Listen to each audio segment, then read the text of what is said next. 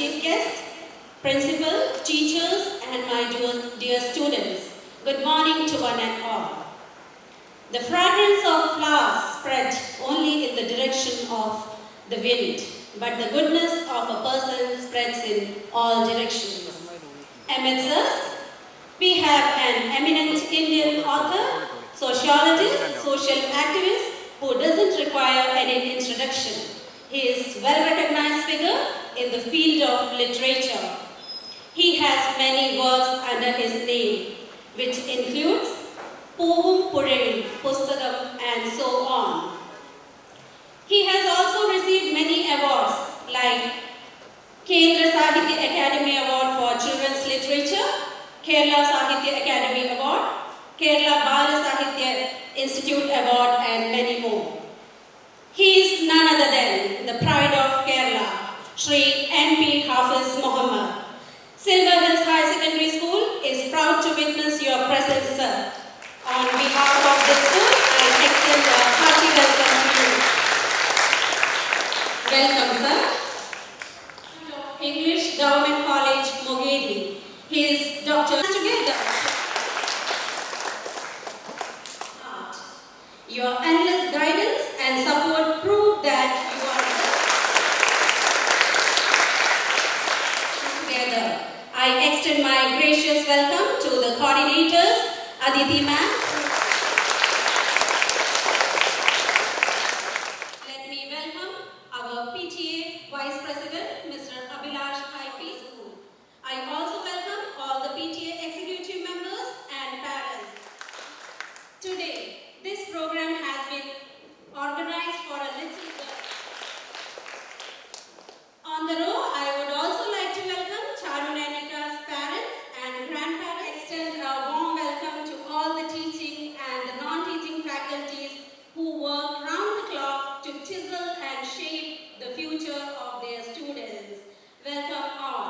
Last but not the least, I also welcome the heart, the soul, the life, the energy of Silver Hills, our dear students. Welcome, dear children.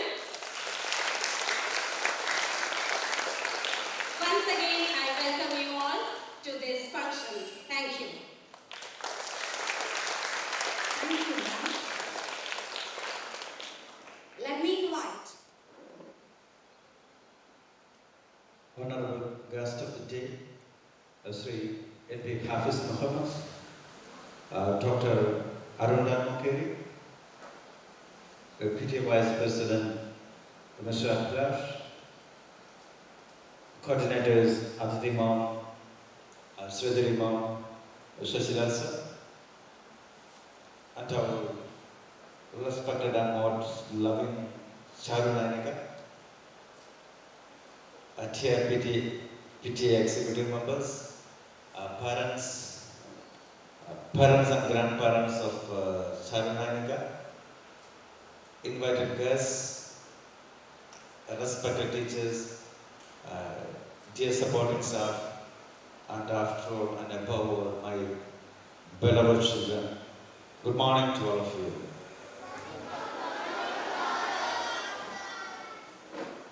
It happens rarely in a school, a function like this. A 5th standard student is coming out with a book, and the book is hitting the stands today. And that too in English. And today is very special because in India we celebrate Holi. Holi, as you know, it is the festival of colors. And it's the right day to celebrate the festival of colors of imagination. Charu picks stories from her surroundings. Once you go through the novel, it's a short novel, you could easily find out things around her makes a plot. And she puts in such a simple ways and expressions. And we love to read it. And as you all know, there are stories in Aboriginal. in our heart, in our mind, at our home, at our school. Stories surrounds all of us. But some are able to pick it out and pen it down. Unfortunately, we have one child to do that. And I have a rare honor of witnessing two functions like honoring Charu and honoring Charu's father Laju. Years back, when we were in Devagiri College, Malayalam Manorama conducted a story writing competition for college students, and Laju came out as the winner. And we organized a function at St. Joseph's College, Devagiri. And I happened to be the principal of the celebration. So that happens rarely. And so the credit goes to Charu's parents, Laju, Anjali, and their grandparents.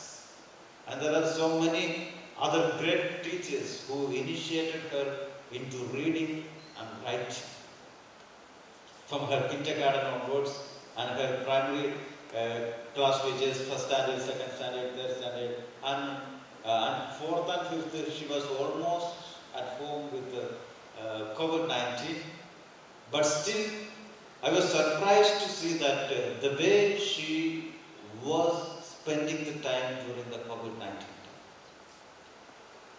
Every day, she's reading something, she's writing something, she's coming up with some book reviews, and she has prepared her own YouTube channel and coming out with wonderful book reviews in it.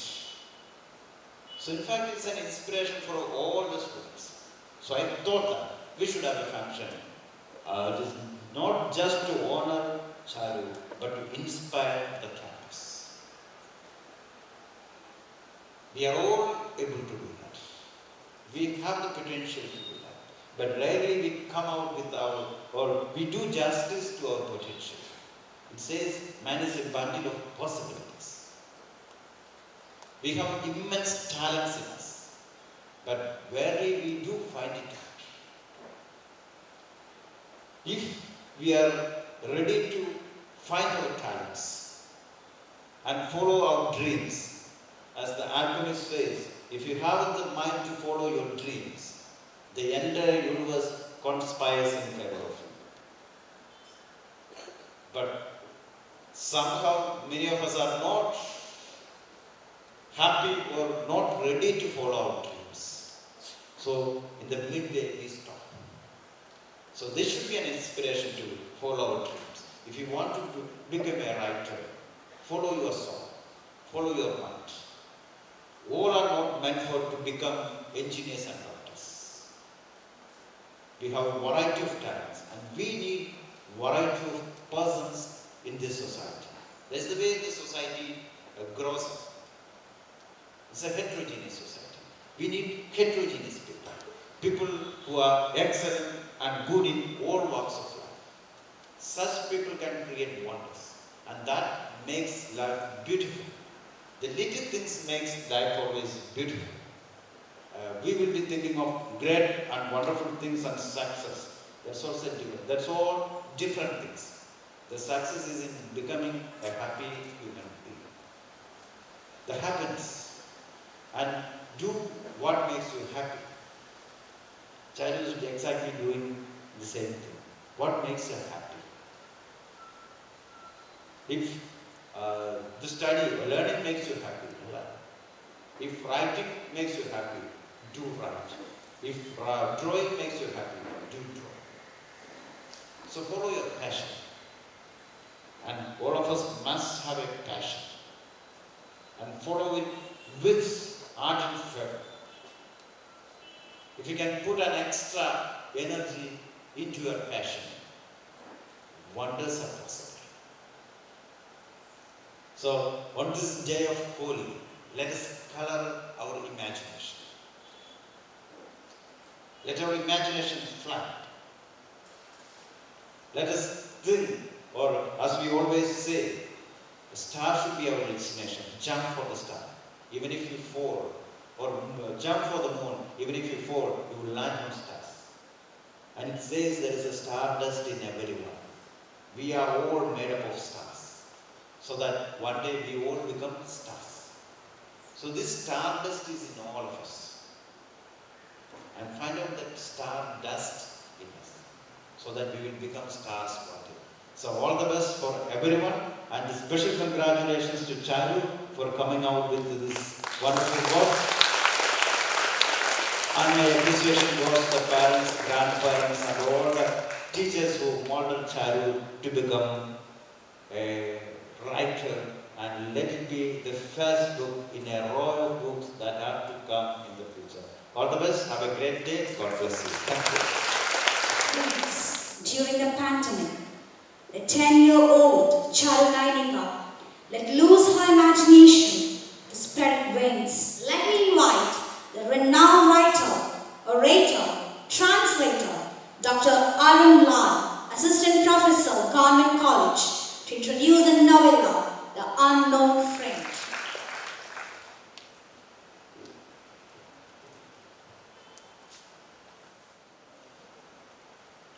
Now my assigned task is to introduce this book to you. As you know, it is in itself a misnomer. Because a book is supposed to be read, it is supposed to be experienced. And the kind of experience that you derive from moving through the words, through the pages, nobody can basically narrate that for you. There is no reported version of a book.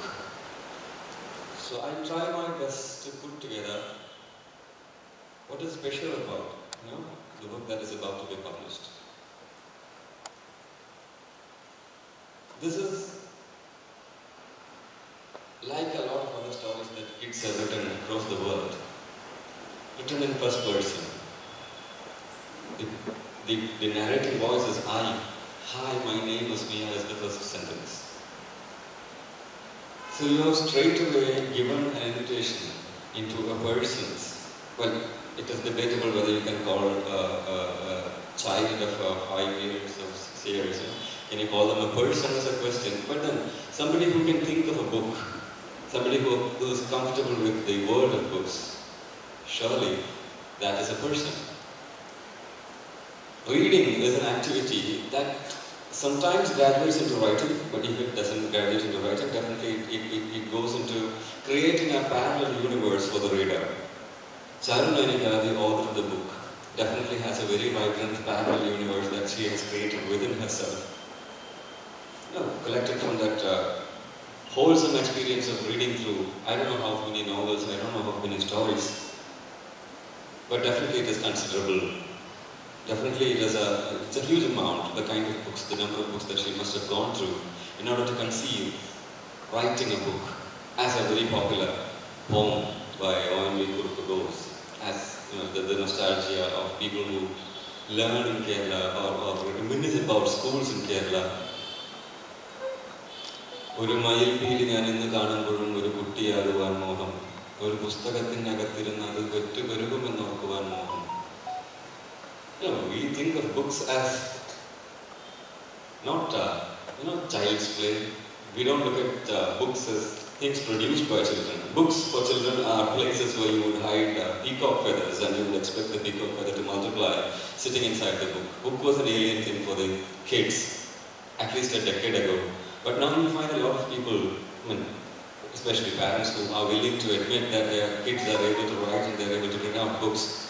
And teachers definitely help out children in bringing up books like this. And book is not a place for, us to put peacock feathers anymore. Book is a place where we create. And Charu has created a book, and her friends could actually put peacock feathers in her book. Charu എഴുതിയ പുസ്തകത്തിൽ മയിൽപീലികൾ വിളിച്ചു വെക്കാൻ, അതിൽ നിന്ന് പെറ്റുപെരുകി അനവധി മയിൽപീലികൾ ഉണ്ടാകുമെന്ന് ആഗ്രഹിക്കാനും ചാരുവിൻ്റെ സുഹൃത്തുക്കൾക്കും രക്ഷിതാക്കൾക്കും മുതിർന്ന ഞങ്ങൾക്കും ഒക്കെ സാധിക്കുമെന്നുള്ളത്. കുട്ടിയുടേതാണ് പുസ്തകം.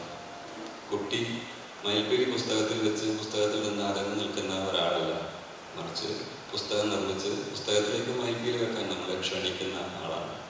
And when we do that, when we take that book and when we lose ourselves in the world that she has created for us, she has created the world of a child who is insecure. Mia is very talented, creative, a very readerly kind of a girl. I mean, the main character of this book. This is a novel, this is not a novel. I mean, it's not as lengthy, it's just 10,000 words long. So you can finish the book perhaps in like one sitting. But I think we shouldn't read this for the plot of it. The story of it, the plot of it, that makes definitely there is a plot, there is a well-constructed plot in it. But we must perhaps read the book for the special way in which it is conceived and executed. The insecurity of a child. Innocence is a very pure thing.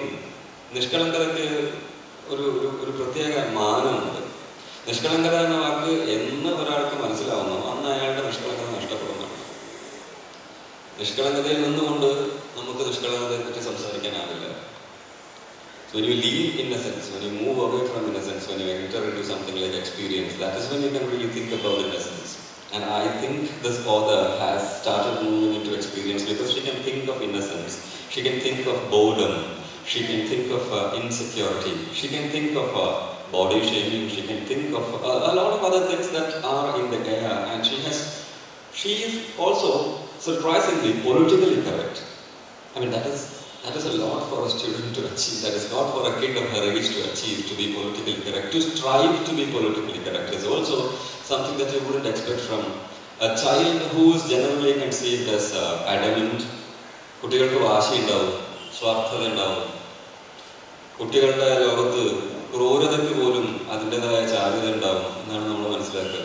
Spring summer winter fall എന്നുള്ള Kim ക്യുഡക്കിൻ്റെ സിനിമയിൽ you will find this child who inflicts a lot of cruelty on frogs, tortoises. Definitely the master doesn't understand why the child commits that kind of cruelty. കുഞ്ഞായിരിക്കുമ്പോൾ പുഴുവിനോടും പൂമ്പാറ്റയോടും ഉറുമ്പിനോടും നമ്മൾ എന്തൊക്കെ ക്രൂരതകളെ കാണിച്ചിരുന്നുവെന്ന്, തുമ്പിയെ കൊണ്ട് കാലെടുപ്പിച്ചിരുന്നുവെന്ന് നമ്മൾക്ക് ഓർമ്മ പോലുമില്ല. അതിൽ നിന്നും കുട്ടിത്തം വളർന്നിരിക്കുന്നതാണ് എനിക്ക് തോന്നുന്നത്. And I think when we read Charu's book, we need to understand that childhood itself has childhood has come of age. Childhood as we experience it. That concept as such has come of age.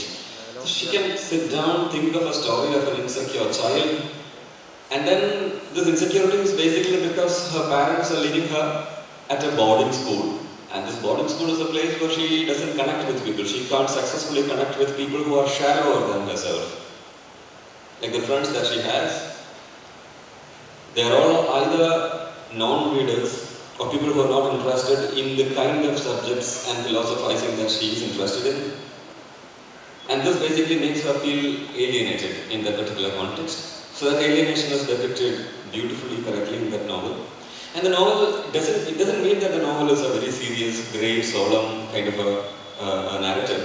On the other hand, the novel is really fun to read. The novel talks about food a lot. In fact, a lot of chapters are titled under, names of delectable sweets and stuff like that.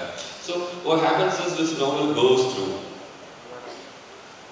what a child perceives of the adult's world that exists around her. The conversations, the discussions, the controversies that go around in the adult world now are clearly reflected, like a mirror reflects reality. It is reflected in this child's novel. And yes, coming back to the plot as such, she has constructed a plot which comes around. Like for instance, this major trophy that you have in the novel, the trophy of the unknown friend. I mean, how could you have a friend who is not known to you? If you don't know somebody, do they merit to be called your friend? That's a question that we would definitely ask, right? But then think of all those friends that we have on Facebook or Instagram, followers for that matter. We don't make friends anymore, we add friends. And there was a time when we made friends. We don't make friends anymore, we add them. And like if you have 5,000 friends on Facebook, I'm sure 4,900 of them would be unknown to you. There will be 100 people who are really known to you, the rest are unknown. So we are in a world where unknown friends are not very uncommon. We are living in a world where unknown friends are the real friends. We depend on them, we trust on them, we bank on them.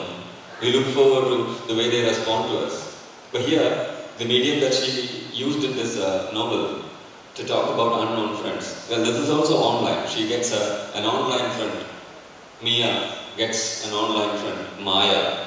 Maya is an unknown number. From an unknown number, the child receives a message one day.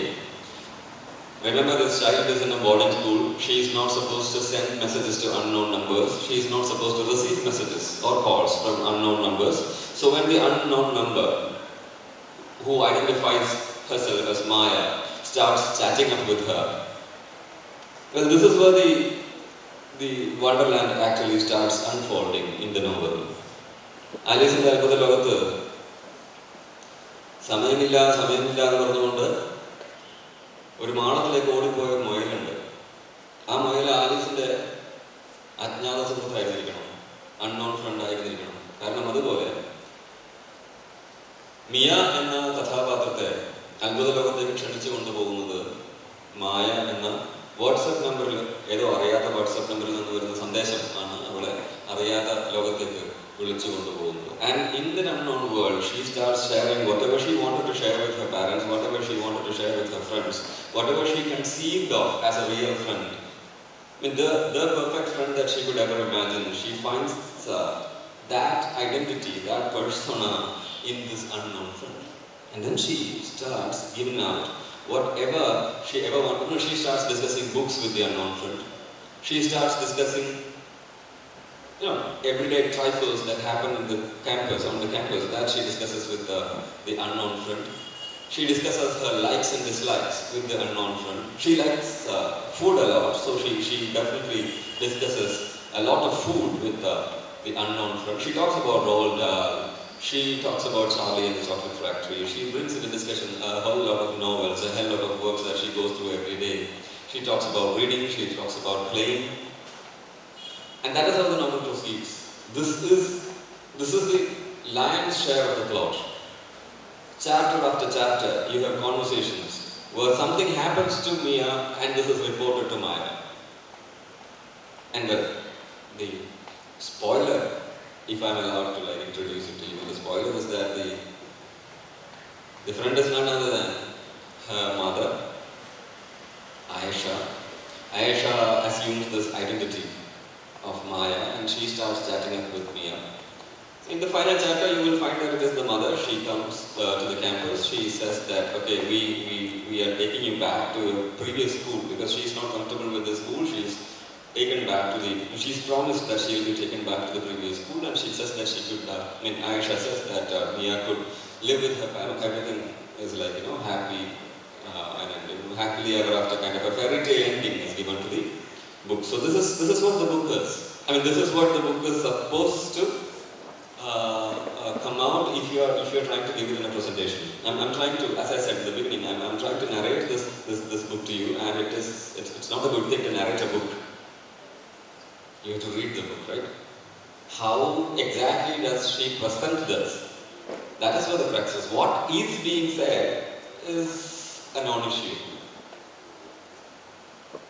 ഒരുത്തിയെ പ്രേമിക്കുന്നു, അവൾ മറ്റൊരുത്തനെ വിവാഹം കഴിക്കുന്നു, അവസാനം ആദ്യം പ്രേമിച്ച ആളുടെ കൂടെ അവൾ കടലിൽ ചാടി ആത്മഹത്യ ചെയ്യുന്നു എന്ന് പറഞ്ഞാൽ തകഴിയുടെ ചെമ്മീനാവില്ല. തകഴിയുടെ ചെമ്മീൻ്റെ കഥയാണ്.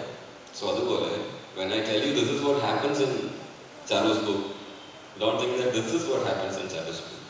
This is a version of what happens in Charu's book. I very happily, heartily invite you all into the actual reading experience of The Unknown Friend. And with that, let me conclude the introduction of the book, and I'll hand over the proceedings to people who are taking it up. Thank you. For taking us on a servant. The familiar becomes strange. The strange friend. Let me invite the cheese and novella, The Unknown Friend.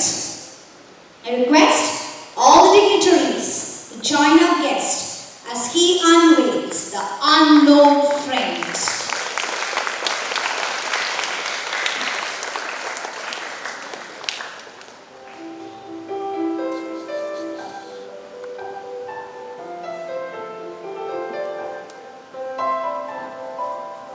I request Sri N.P. Hafiz, our chief guest, to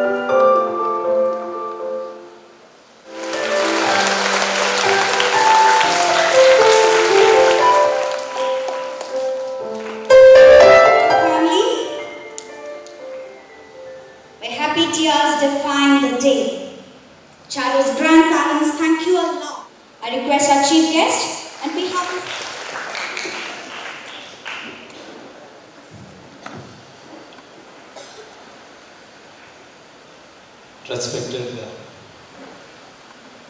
my friend too, Father Biju John, my dear friend Arun Mokeri, അതിനപ്പുറം ഇന്നത്തെ താരമായ the most shining star Charu, വേദിയിലും സദസ്സിലുമുള്ള പ്രിയമുള്ളവരെ നമസ്കാരം, good morning. I am really honored because of many reasons. Do you know that your teacher, your coordinator, Mr. Shashilal is my student or was my student. Now the book is released of my student's student, and that is a rare combination. പ്രിയപ്പെട്ട ഒരു വിദ്യാർത്ഥിയുടെ, ഫറൂഖ് കോളേജിൽ വെച്ച് പഠിപ്പിച്ചിട്ടുള്ള ഒരു വിദ്യാർത്ഥിയുടെ പുസ്തകമാണ് ഞാനിപ്പോൾ പ്രകാശനം ചെയ്തിരിക്കുന്നത്. ജീവിതത്തിൽ ഇത്തരത്തിലുള്ള ആകസ്മികമായ സന്ദർഭങ്ങളാണ് നമ്മളെയൊക്കെയും തന്നെയും ഏറെ സന്തോഷിപ്പിക്കുന്നത്. So that is why I am telling this is one of unforgettable moments for me too. ചാരുവിന് മാത്രമല്ല, ശശിക്ക് മാത്രമല്ല, ഈ സ്കൂളിന് തന്നെ അഭിമാനാർഹമായ രീതിയിലുള്ള രചന നടത്തിയിരിക്കുന്ന ചാരുവിന് നേതൃത്വം കൊടുക്കുന്ന അച്ഛനും മാത്രമല്ല, നമ്മുടെ ഒക്കെയും തന്നെയും അഭിമാനമായി ആഹ്ലാദമായി മാറുന്നു എന്നുള്ളതാണ്. ഇത് so by looking at the book, I have gone through it and I have read it. It's a small book, but it is a big book of a dream, big book of a passion, big book of inquiry, a big book of doing something extra, doing something relevant. ഒരാളൊരു പുസ്തകം എഴുതുന്നു എന്നുള്ളത് വെറും ഒരു പുസ്തകം എഴുത്തല്ല, ഒരു സ്വപ്നത്തിൻ്റെ സാക്ഷാത്കാരമാണ്. ഈ രചനയിലാകട്ടെ ഒരു സ്വപ്നമാണ് പ്രധാന പ്രമേയം എന്നുള്ളതാണ്. The topic is dream or a dream like experience. ഇത്തരത്തിലുള്ള മനോഹരമായ പുസ്തകങ്ങൾ നിങ്ങൾ പലരും വായിച്ചിട്ടുണ്ടാകും. Anybody has read Alchemist? I am sure. Paulo കോലോയുടെ സാന്റിയാഗോ ഒരു അന്വേഷണമാണ്. ആ അന്വേഷണം വളരെ പ്രതികൂല സാഹചര്യങ്ങളിലുള്ള അന്വേഷണമാണ്. ആ അന്വേഷണത്തിൽ ഒരു കണ്ടെത്തലാണ്, ഒരു സ്വപ്നത്തിൻ്റെ കണ്ടെത്തലാണ്. അദമ്യമായ ആഗ്രഹമുണ്ടെങ്കിൽ, if you have deep desire, the nature will conspire for you എന്നുള്ളത്, എഴുതാനുള്ളൊരു മോഹം ഉണ്ടെങ്കിൽ പ്രകൃതി കുട്ടി നിങ്ങൾക്ക് വേണ്ടിയിട്ട് ഗൂഢാലോചന നടത്തുമെന്ന് ചാരുവിനോട് ഇന്ന് ഇപ്പോൾ ഈ മൗനം നമ്മളൊക്കെ പറയുന്നുണ്ട്. ഈ ലോകം നടത്തിയ ഗൂഢാലോചനയിലാണ്, ഈ ലോകം നടത്തിയിരിക്കുന്ന ഒരു സപ്പോർട്ടിലാണ് ഈ പുസ്തകത്തിൻ്റെ രചന നടക്കുന്നത്. നിങ്ങൾ തന്നെ ഒന്ന് ആലോചിച്ച് നോക്കൂ. 2 വർഷമായി നിങ്ങൾക്ക് നിരാകരിക്കപ്പെട്ട ഈ ഒത്തുചേരൽ അതിമനോഹരമായ ഒരു സന്ദർഭത്തിന് സാക്ഷ്യം വഹിച്ചുകൊണ്ട് പുനരാരംഭിക്കുകയാണ്. കോവിഡ് കാരണം നമ്മൾക്ക് ഇത്തരത്തിലുള്ള ഒത്തുചേരലുകൾ നിഷേധിക്കപ്പെടുകയായിരുന്നു. കോവിഡ് കാരണം ഇത്തരത്തിലുള്ള ആചാരങ്ങളോ അനുഷ്ഠാനങ്ങളോ കലാപരിപാടികളോ ഒക്കെയും തന്നെയും മാറ്റിവെക്കുകയായിരുന്നു. നാം ഈ ഒത്തുചേരലിന് വേണ്ടി 2 കൊല്ലമായി കാത്തിരിക്കുകയായിരുന്നു. ആ 2 കൊല്ലത്തെ കാത്തിരിപ്പിന് ഇവിടെ ഇതാ സാഫല്യമായി ഉണ്ടായിരിക്കുന്നത് നിങ്ങളുടെ പ്രിയപ്പെട്ട ഒരു സുഹൃത്തിൻ്റെ ഗ്രന്ഥം, അതുപോലെ തന്നെ നിങ്ങളുടെ ക്ലാസ്സുകളിൽ പഠിക്കുന്ന കൊച്ചുകുട്ടികളുടെ വരാനിരിക്കുന്ന 2 പുസ്തകങ്ങളുടെ പ്രകാശനം കൂടിയാണ് നടക്കുന്നത്. ഇതൊരു അത്ഭുതമാണ്. നിങ്ങൾക്ക് വേണ്ടി കാത്തിരുന്നതായിരുന്നു ഈ നിമിഷം എന്നുള്ളത് കൊണ്ട് ചാരുവിന് അഭിമാനിക്കാം. 2 കൊല്ലത്തെ ഏകാന്തവാസത്തെ മാറ്റിയെടുക്കുവാൻ വേണ്ടി അതിൻ്റെ അനുഭവത്തിൻ്റെ അടിസ്ഥാനത്തിൽ എഴുതിയിട്ടുള്ള ഈ അജ്ഞാത സുഹൃത്തിനെ കുറിച്ചിട്ടുള്ള, അൺനോൺ ഫ്രണ്ടിനെ കുറിച്ചുള്ള ഈ നോവൽ ഇവിടെ കൂടിയിരിക്കുന്ന ആളുകളുടെ ഏകാന്തതയെയും വഞ്ചിക്കുവാൻ, തകർക്കുവാൻ ഒരവസരമായി മാറിയിരിക്കുന്നു. ഇനി നമുക്ക് മുന്നോട്ട് ഒന്നിച്ചു പോകാം, രോഗം നമ്മെ പിടിച്ചു നിർത്തുകയില്ല എന്ന ആത്മവിശ്വാസത്തോടെ എന്നുള്ളൊരു സന്ദേശം കൂടി ഈ പുസ്തകത്തിൻ്റെ പ്രകാശനത്തിൽ നടക്കുന്നുണ്ട് എന്ന് എനിക്ക് തോന്നുന്നു. ഒരാളൊരു പുസ്തകം എഴുതുന്നു. പുസ്തകം എഴുതുമ്പോൾ ഏറ്റവും ചുരുങ്ങിയത് 2 പ്രധാനപ്പെട്ട കാര്യങ്ങൾ നടക്കുന്നുണ്ട്. ഒന്ന്, അയാൾ എഴുതുന്നു എന്നുള്ളത്. ഈ വ്യക്തി എഴുതുന്നു, ചാരു ഒരു പുസ്തകം എഴുതുന്നു എന്നുള്ളത്. എന്തുകൊണ്ട് എഴുതുന്നു, എങ്ങനെ എഴുതുന്നു, ഇത് എന്തല്ല, ഇത് ഒന്നും,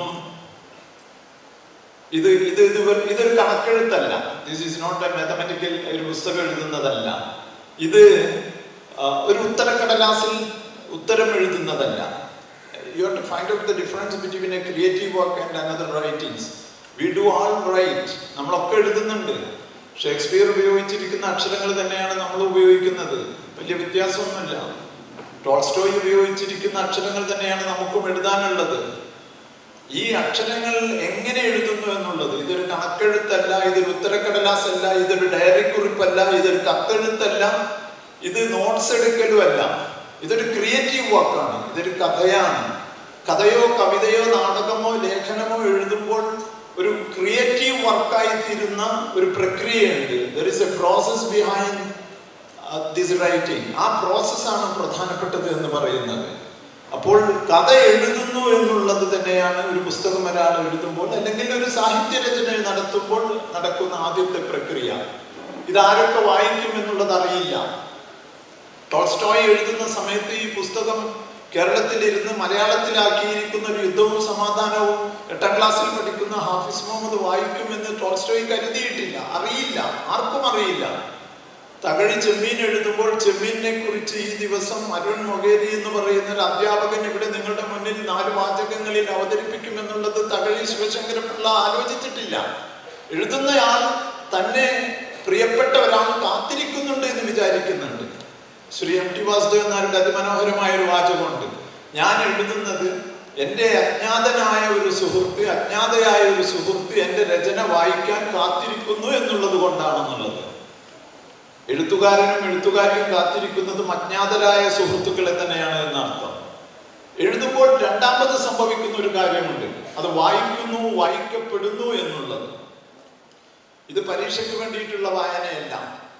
U can read this book. There will not be any question for the examination. അതിനു വേണ്ടിയിട്ടുള്ള വായനയല്ല.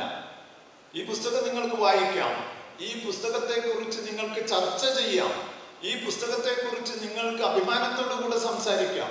പക്ഷെ ഈ പുസ്തകത്തെ കുറിച്ച് എഴുതുന്നത് നിങ്ങൾക്ക് പകർത്തി വെക്കേണ്ടുന്ന ആവശ്യമില്ല എന്നർത്ഥമുള്ളത്. ഇത് ഒരു മനഃപ്പാഠമാക്കേണ്ടുന്ന പുസ്തകവുമല്ല, ഹൃദയത്തിലേക്ക് ആവാഹിക്കേണ്ടുന്ന ഒരു പുസ്തകമാണെന്ന് അർത്ഥമുള്ളത്. അപ്പോൾ എഴുത്തും വായനയും രണ്ടും പ്രധാനപ്പെട്ടതാണ്. 2 വ്യക്തികളാണ് ഇത് ചെയ്യുന്നത് എന്നുണ്ടെങ്കിൽ തന്നെയും writing, creative works, it is important. At the same time it is reading the book is important. വായന എന്ന് പറയുന്നത് ഒരു അത്ഭുതകരമായ പ്രക്രിയയാണ്. എഴുതി കഴിഞ്ഞാൽ പിന്നെ ഈ പുസ്തകത്തിന്റെ മേലെ എഴുത്തുകാരനോ എഴുത്തുകാരിക്കോ അവകാശമില്ല. അത് പിന്നെ വായനക്കാർക്കുള്ളതാണ്. ചാരുവിന് ഈ പുസ്തകത്തിന്റെ മേലെ ഇനി ആധിപത്യമില്ല. ചാരുവിന് ഈ പുസ്തകം സത്യത്തിൽ അന്യമായി കഴിഞ്ഞിരിക്കുന്നു. ഇനി ഇത് പൂർത്തീകരിക്കുന്നത് വായനക്കാരാണ്. കോംപ്ലിമെന്റ് ചെയ്തിട്ടുള്ള വായന, ചിലപ്പോൾ സപ്പോർട്ട് ചെയ്തിട്ടുള്ള വായന, ചിലപ്പോൾ ഒപ്പോസ് ചെയ്തിട്ടുള്ള വായന, ചിലപ്പോൾ ക്രിട്ടിക്കൽ റീഡിങ്. ഇതെങ്ങനെയും വായിക്കാൻ വായനക്കാരന് അവകാശമുണ്ട്, വായനക്കാരിക്ക് അവകാശമുണ്ട്. അത് വായനക്കാർക്കുള്ളതാണ്. ഇങ്ങനെ വായിക്കണം എന്ന് പറയാൻ ഒരു എഴുത്തുകാരനോ എഴുത്തുകാരിക്കോ അവകാശമില്ല. പലതരത്തിൽ പുസ്തകം വായിക്കപ്പെടാം. ചെമ്മീൻ ഇന്ന് വായിക്കുമ്പോൾ വളരെ വ്യത്യസ്തമായ രീതിയിൽ വായിക്കപ്പെടുന്നുണ്ട്. ഞാൻ ഈ അടുത്ത കാലത്ത് വിഷകന്യക എന്ന് പറയുന്ന എസ്.കെ. പൊറ്റക്കാടിന്റെ നോവൽ എടുത്ത് വായിച്ചു.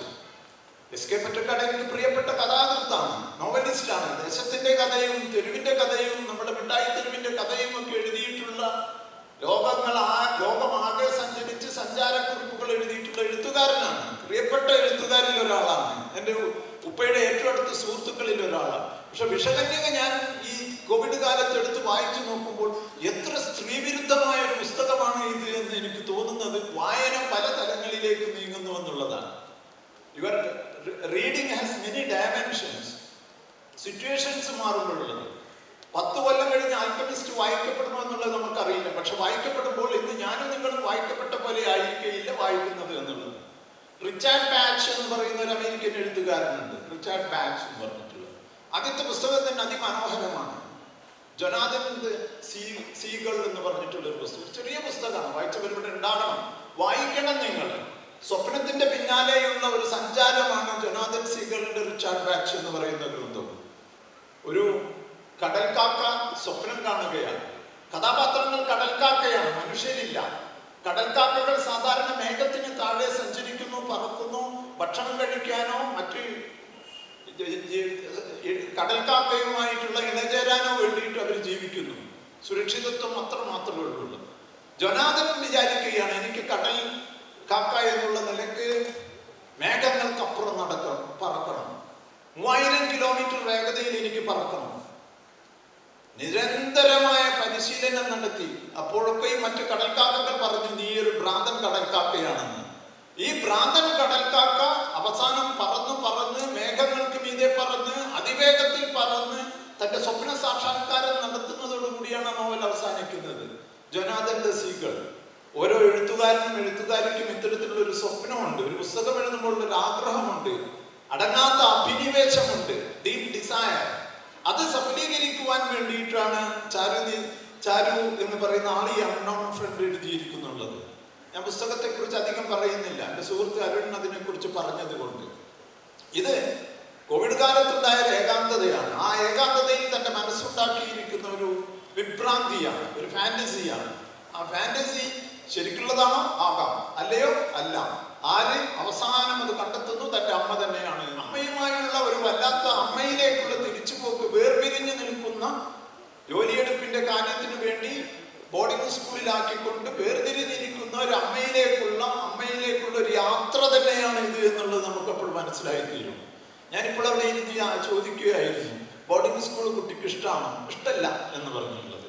ബോർഡിംഗ് സ്കൂൾ ഇല്ലാത്ത കുട്ടികളെ കൗൺസിലിങ്ങിന് കൊണ്ടുവന്നിട്ടുണ്ട് എൻ്റെ മുന്നിൽ പലപ്പോഴും. ബോർഡിംഗ് സ്കൂൾ അവരുടെ ജയിലറയാണ് ചിലർക്ക് എന്നുള്ളത്. ഏകാന്തത അനുഭവിച്ചിരുന്ന സമയത്താണ് ഈ സ്വയം മനസ്സിൽ കണ്ട, ഇവർ ബോർഡിംഗ് സ്കൂളിൽ അയച്ചിട്ടില്ല, എന്നിട്ടും സ്വയം മനസ്സിൽ കണ്ട, ബോർഡിംഗ് സ്കൂളിൽ പലരും തടവറയിൽപ്പെടുന്നത് ഭാവനയിൽ നിന്ന് കണ്ട, അതിൽ നിന്ന് മുക്തി നേടുവാൻ വേണ്ടി, അതിൽ നിന്ന് രക്ഷ നേടുവാൻ വേണ്ടി ഉണ്ടാക്കിയെടുക്കുന്ന ഒരു മായ എന്ന് പറയുന്നുള്ളത്. ഈ ഐ എന്നൊരു അക്ഷരത്തെ മാറ്റിയിട്ട് എ എന്നൊരു അക്ഷരമാക്കി മാറ്റുന്നു ചാരു. ഒരു പുതിയ ലോകം ഉണ്ടാക്കിയിട്ട് മേയിൽ നിന്ന് മായ, ഐയിൽ നിന്ന് എ. മായ എന്ന് പറയുന്നത് തന്നെ ആ വാക്കിൽ നിന്ന് തന്നെ ഒരു ഫാന്റസി, വിദ്യാഭ്രമം, ഒരു അസാധാരണമായിരിക്കുന്ന ഒന്ന്, കാണാത്ത ഒന്ന്, കേൾക്കാത്ത ഒന്ന് എന്ന് പറയുന്ന തരത്തിലേക്കുള്ളതായിത്തീരുന്നു. ഇവിടെയാണ് രണ്ട് ചെറിയ കാര്യങ്ങളെ കുറിച്ച് ഞാൻ പറഞ്ഞ് അവസാനിപ്പിക്കാൻ ആഗ്രഹിക്കുന്നത്. നിങ്ങൾക്ക് എഴുതാൻ ആഗ്രഹമുണ്ടോ? നിങ്ങൾക്ക് എഴുതാൻ ആഗ്രഹമുണ്ടെങ്കിൽ സാധ്യത നിങ്ങളുടെ മുന്നിലുണ്ട്.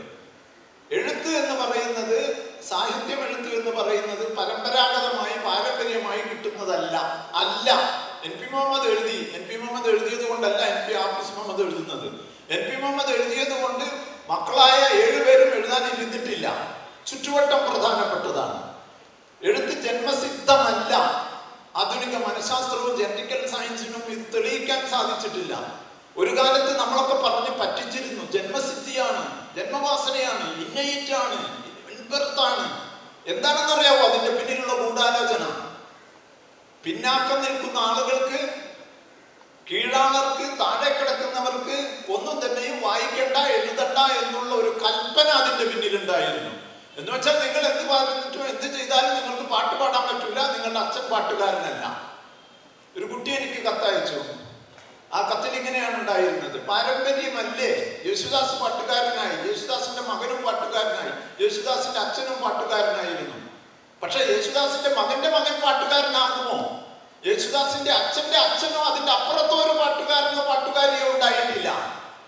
അപ്പൊ അങ്ങനെ വരികയാണെങ്കിൽ ഇതിൽ ഒരു രാസസം പ്രക്രിയ നടക്കുന്നുണ്ട്, ഒരു കെമിക്കൽ പ്രോസസ്സ് നടക്കുന്നുണ്ട്. ഈ കെമിക്കൽ പ്രോസസ്സിൽ നിന്നാണ് എഴുത്തുണ്ടാക്കിയെടുക്കുന്നത്. നമ്മൾ ഇന്ന് കൊടുത്തിരിക്കുന്ന ഈ അംഗീകാരം, ചാരുവിന് കൊടുത്തിരിക്കുന്ന അംഗീകാരം, ചാരുവിന് മാത്രം എഴുതാനുള്ള പ്രചോദനമല്ല, മറിച്ച് നിങ്ങൾക്കൊക്കെയും എഴുതാനോ അല്ലെങ്കിൽ മറ്റൊരു മേഖലയിൽ കലാസഭ നടത്തുവാനോ ഉള്ള പ്രചോദനമാണ്. പാട്ടുപാടുന്നവർക്ക് പാട്ടുപാടാനുള്ള പ്രചോദനമാണ്. ചിത്രം വരക്കുന്ന ആളുകൾക്ക് ചിത്രം വരക്കാനുള്ള പ്രചോദനമാണ്. അതൊരു നൈപുണ്യമാണ്. ഈ നൈപുണ്യത്തെ ഉണ്ടാക്കിയെടുക്കുവാൻ സൂക്ഷ്മമായ തലങ്ങളിൽ നിങ്ങൾക്ക് പരിശീലനം വേണം. ജന്മസിദ്ധി എന്ന് വിചാരിച്ചിരിക്കുകയാണെങ്കിൽ നിങ്ങളൊന്നും പഠിക്കൂല. പണ്ട് ബ്രാഹ്മണന്മാർ മാത്രമല്ലേ പഠിച്ചിട്ടുള്ളൂ. അത് തകർത്തതല്ലേ ബുദ്ധമതം വന്ന് കാണിച്ചിട്ട് തന്നിട്ടുള്ളത്. ഈ ബ്രാഹ്മണർക്കല്ലാതെ വേദം പഠിക്കാൻ ആർക്കെങ്കിലും അവകാശം ഉണ്ടായിരുന്നു? സമ്പന്നർക്കല്ലാതെ, ആഢ്യത കലർന്നവർക്കല്ലാതെ, ജന്മിമാർക്കല്ലാതെ. അത് തകർത്തില്ലേ നമ്മൾ? നിങ്ങൾക്ക് കലാരചന നടത്താനുള്ള ആഗ്രഹമുണ്ടോ? നിങ്ങളുടെ സ്കില്ല് വളർത്തണം. ഇത് തന്നെയാണ് ഏറ്റവും പ്രധാനപ്പെട്ടത്. സ്കില്ല് വളരുമ്പോൾ ഭാവനയും വളരും, ഇമാജിനേഷനും വളരും.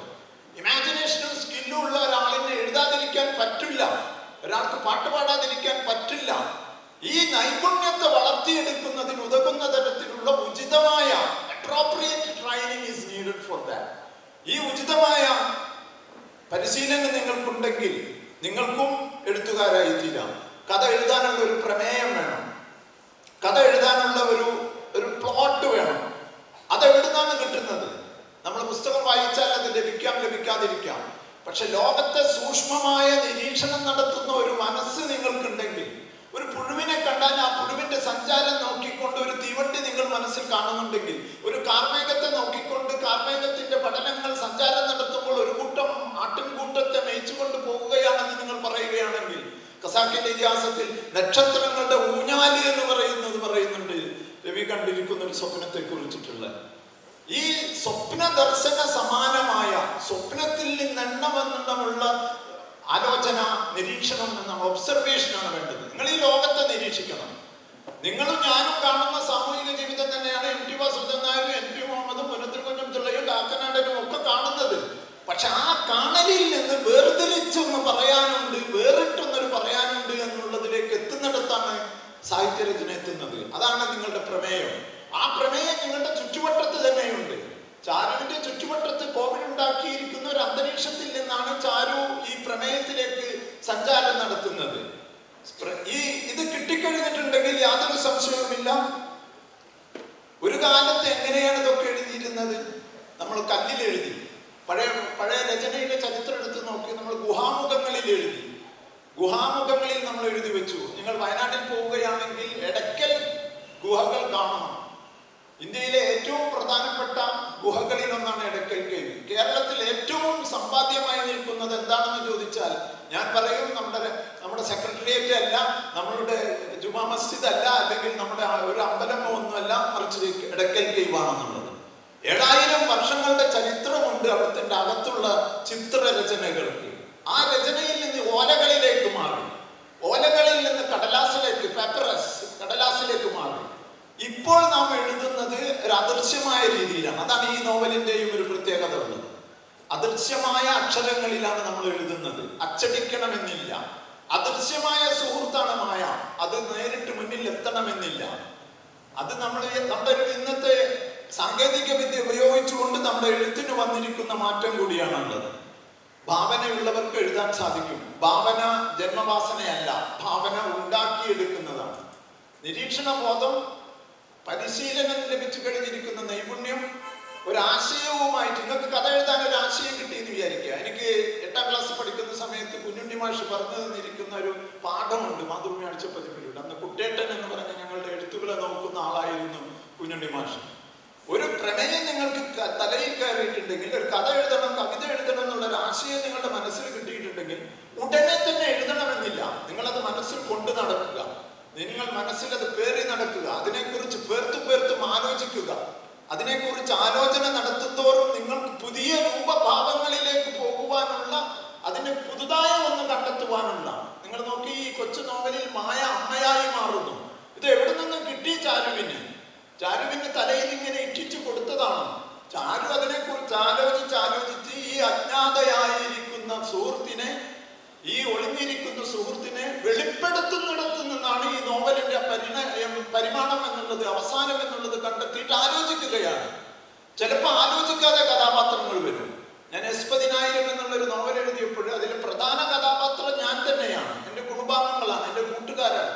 പക്ഷെ പല സന്ദർഭങ്ങളിലും എനിക്ക് ഒരിക്കലും പിടിച്ചു കെട്ടാനാവാത്ത തരത്തിൽ ചില കഥാപാത്രങ്ങൾ ഒരു കുമിള പോലെ പെട്ടെന്ന് വന്നിട്ട് പ്രകാശം ചൊരിഞ്ഞിട്ടുണ്ട്.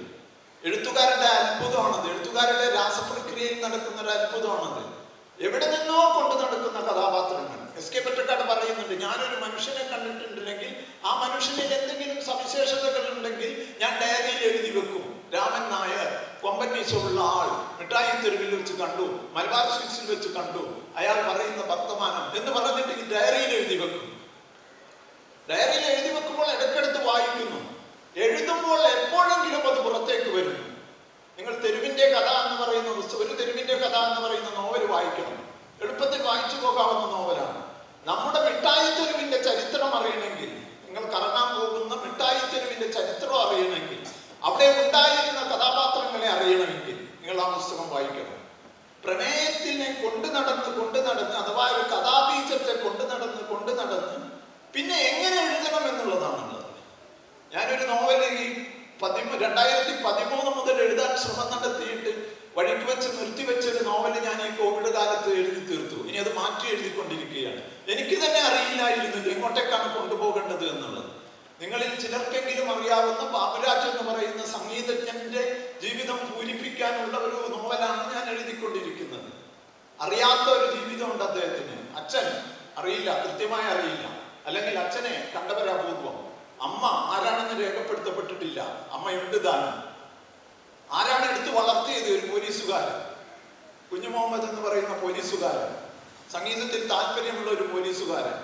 അവിടെ നിന്നാണ് നമ്മുടെ താമസം എന്തേ വരുവാൻ എന്നുള്ളതും അങ്ങനെ കണ്ണെഴുതി എന്ന് പറയുന്നൊക്കെ പാട്ടുകൾ രചിച്ചിട്ടുള്ള ബാബുരാജ് ഉണ്ടാകുന്നത്. ഞാനത് എഴുതുമ്പോൾ ചില കഥാപാത്രങ്ങൾ എൻ്റെ മനസ്സിലേക്ക് തെറിച്ചു വരികയായിരുന്നു. 2019 ഞാൻ വീണ്ടും എടുത്തത് എഴുതാൻ തുടങ്ങി.